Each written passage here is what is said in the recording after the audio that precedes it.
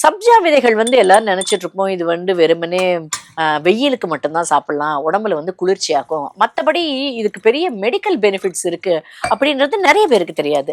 ஆனா சப்ஜா விதைகள் கம்மி விலையில நிறைய பெனிஃபிட்ஸ் கொடுக்குற ஒரு அருமையான விதைகள் அப்படின்னு சொல்லலாம். இதுல உங்களுக்கு வர்ற ஃபேட்ன்றது அதிகமா இருக்காது. ஆனா இதுல பாலிஃபினால்ஸ் அண்ட் ஃபிளாவனாய்ட்ஸ் உண்டு. அது ஒரு ஆன்டி ஆக்சிடென்ட்டா செயல்படும். இதோட முக்கியமான ஒரு இது என்னன்னா, உடம்புக்கு தேவையான கால்சியம் சத்தோ இல்ல மற்ற ட்ரேஸ் எலிமெண்ட் சத்து இந்த சப்ஜா விதையில இருந்து கிடைக்கும். சோ எவ்வளவு சாப்பிடணும் சப்ஜா விதை அப்படின்ற ஒரு கொஸ்டின் வருது இல்லையா?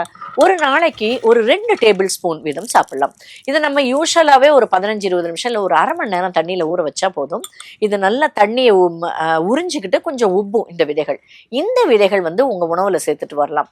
உதாரணத்திற்கு நான் ஒரு பார்லி கஞ்சி சாப்பிட போறேன்னா, இந்த பார்லி கஞ்சி காய்ச்சின பிறகு அதுல நீங்க இந்த ஊற வச்ச சப்ஜா விதையை கலந்துக்கலாம். இது உங்களுக்கு வெயிட் குறையதுக்கு ஹெல்ப்ஃபுல்லா இருக்கும்.